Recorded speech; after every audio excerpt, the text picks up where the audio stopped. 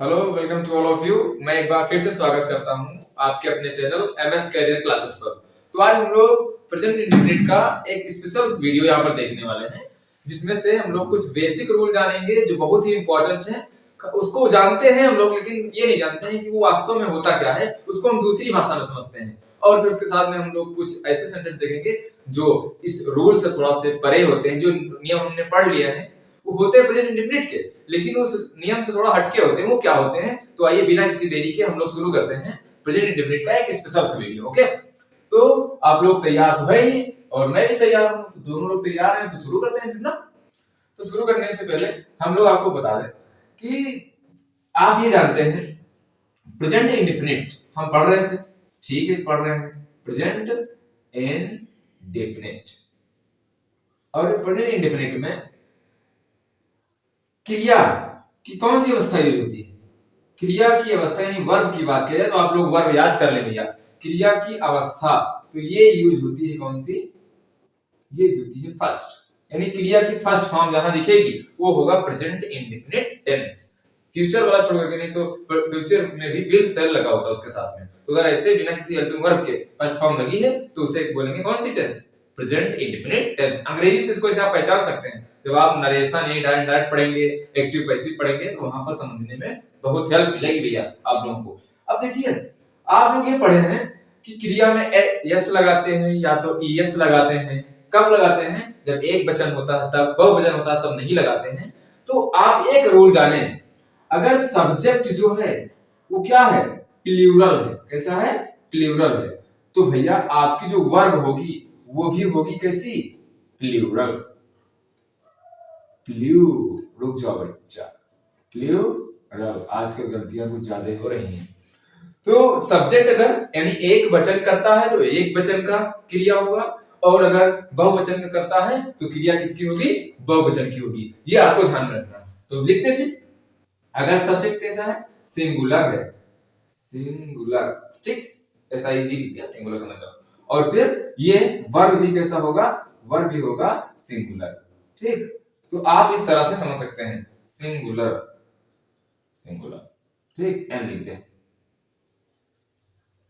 Singular माने एक वचन होता है, आप लोग जानते ही हैं। अब देखो, कब हम क्रिया देख के कैसे पहचानेंगे कि कौन सा एक वचन है कौन सा बहुवचन है? आप देखो, जैसे लिखा हुआ है बॉय, तो बॉय माने क्या होता है बच्चा?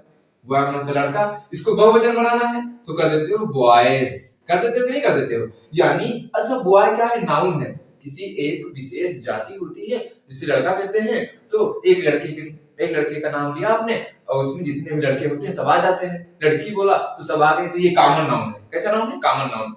अच्छा, नाउन में एस लगा देते हैं तो क्या बन जाता है भैया? ये प्लूरल यानी बहुवचन, मतलब ऐसे बना है। लेकिन क्रिया में जस्ट इसका उल्टा होता है। क्रिया में अगर एस लगाओगे तो एक वचन हो जाएगा, और अगर एस नहीं लगाओगे तो वो बहुवचन रहेगा। यानी जैसे लिखा है प्ले, प्ले माने क्या होता है? खेलना। ये बताओ एक वचन की क्रिया है कि बहुवचन की? तो ये जो प्ले माने खेलना है, ये है बहुवचन की क्रिया। एक वचन की क्रिया होती है प्लेज। क्यों? क्योंकि क्रिया में हमने लगाया है एस। तो क्रिया में एस लगाने से, वर्ब में एस लगाने से या ईएस लगाने से क्या बन जाता है? वो बन जाता है एक वचन। अब देखो इसको कैसे समझेंगे, इसको समझो इस तरीके से। लिखा हुआ है ही गो। ही गो सही है कि ही गोस सही है? आपने पढ़ा है कि ही एक वचन है, तो एक वचन के साथ क्रिया में यस या ईएस लगाते हैं तो हो जाएगा ही गोज। अब सही है कि वह जाता है, ठीक। अब ये ईएस क्यों लगा? क्यों? क्योंकि ये जो करता है वह है एक वचन, और क्रिया जो थी ये बहुवचन थी, और इसमें ईएस लगा दिया गया, तब ये बन जाती है एक वचन की क्रिया। तो इसीलिए ही गोज लगाया जाता है। जैसे राम प्ले, तो राम लिख दें, राम खेलता है, राम, और लिखे प्ले। तो ये गलत है। राम एक वचन है, क्रिया में एस लगाओ। अच्छा, एस क्यों लगाते हैं? क्योंकि क्रिया को भी एक वचन बनाना है। तो ये बेसिक नियम आपको याद रखना है। आप लोग सिर्फ यही पढ़ते हैं कि क्रिया में एस या एस लगाते हैं। कभी कभी जब लास्ट में वाई होता है तो उसको हटा करके आईएस लगाते हैं। जैसे क्राई, बच्चा चिल्लाता है, तो हो जाएगा बेबी, बेबी, ये होगा बेबी। अब चिल्लाना का होता है क्राई, क्राई में चिल्लाना, लेकिन बेबी एक के तो है भैया। तो बेबी जब एक है तो इसको हटाओ, हटा दो, और हटाने पर आई ई एस लग जाता है, तो बेबी क्राइज।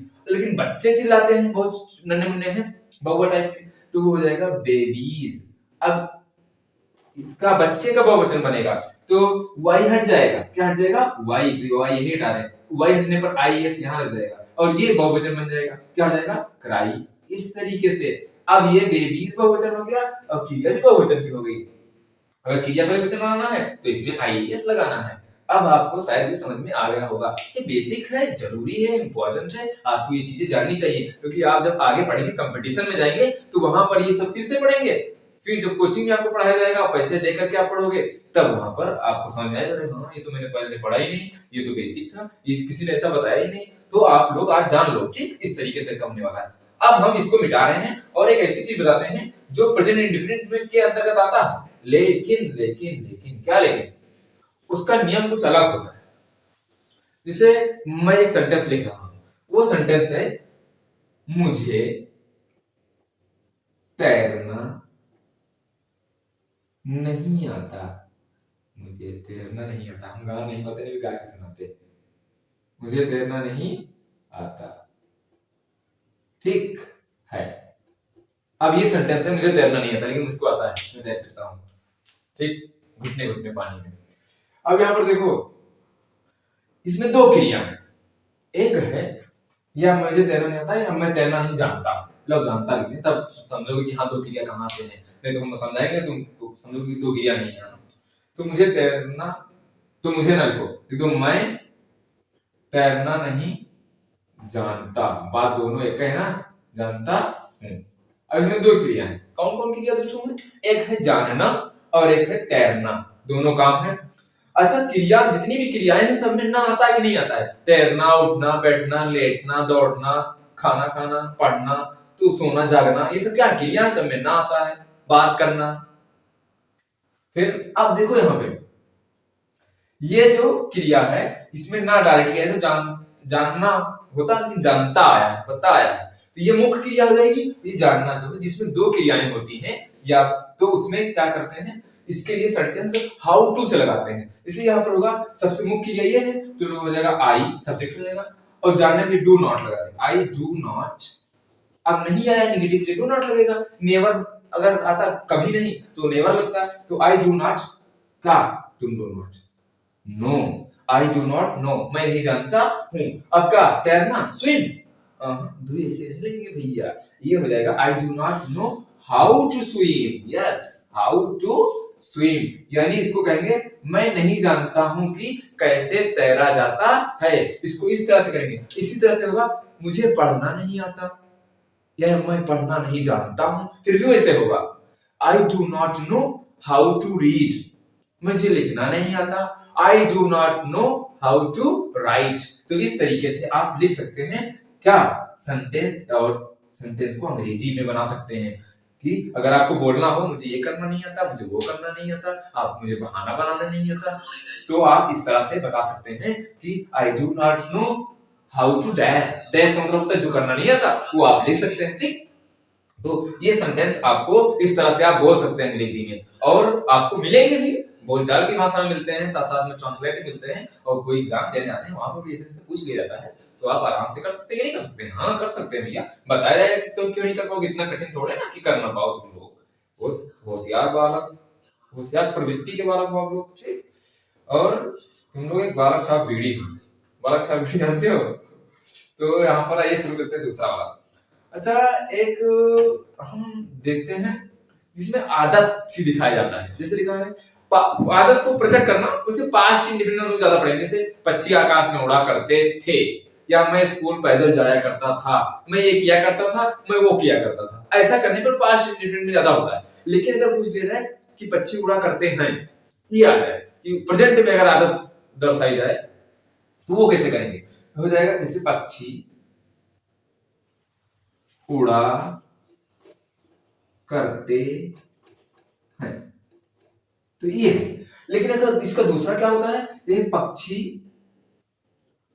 उड़ते हैं। अब दो है सेंटेंस, एक है पक्षी उड़ा करते हैं, एक है पक्षी उड़ते हैं। तो जब पक्षी उड़ते हैं तो पक्षी बहुवचन है, तो लिखेंगे द बर्ड्स, द बर्ड्स, और ये हो जाएगा फ्लाई। अच्छा, फ्लाई क्यों लगाया, फ्लाइज क्यों नहीं किया? क्योंकि भैया बर्ड्स जो है बहुवचन है, और क्रिया में एस लगा देंगे तो एक वचन का बन जाएगा। इसलिए जिस फॉर्म में क्रिया याद करते हैं जिसमें होती है, उसकी जो फर्स्ट फॉर्म होती है वो उसका बहुवचन होती है। ठीक, तो ये हो जाएगा द बर्ड्स फ्लाइज, फ्लाइज नहीं fly, yes fly, the birds fly. अब लेकिन पक्षी उड़ा करते हैं, इसका क्या होगा?